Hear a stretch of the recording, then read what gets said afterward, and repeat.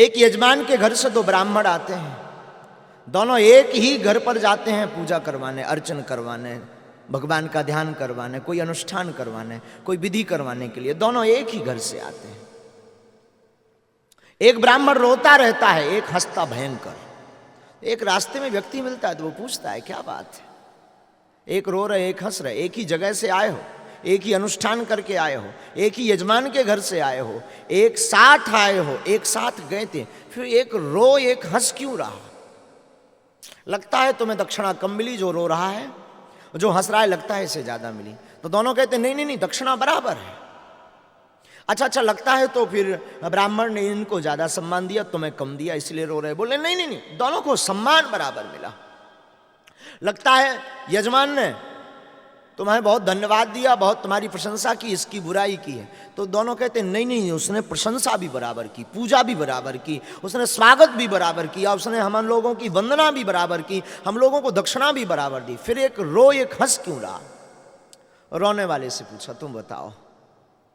रोने वाला कहता है कि हम इसलिए रो रहे हैं क्योंकि हम जिसके घर अनुष्ठान करने गए थे, पूजन करने गए थे, हमने सुना था वो अमीर आदमी है, बहुत अमीर आदमी है। हमें रात को लगा कि शायद ये 1100 रुपया दान में देगा।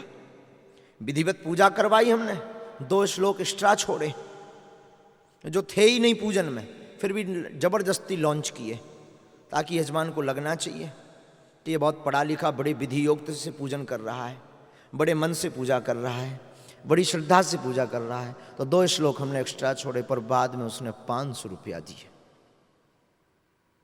500 रुपया दिए। इसलिए हमें रोना आ रहा कि कहाँ खाक अपना माथा पीटते रहे, कहाँ खाक समय गवाते रहे, कहाँ खाक अपना जीवन गवाते रहे। दूसरे से पूछा धीरे से, आपको क्या ज़्यादा संपत्ति मिल गई है, क्या आपको ज़्यादा धन मिल गया है? तो दूसरा कहते नहीं नहीं नहीं नहीं नहीं, हमको भी बराबर मिले। फिर आप प्रसन्न क्यों हो?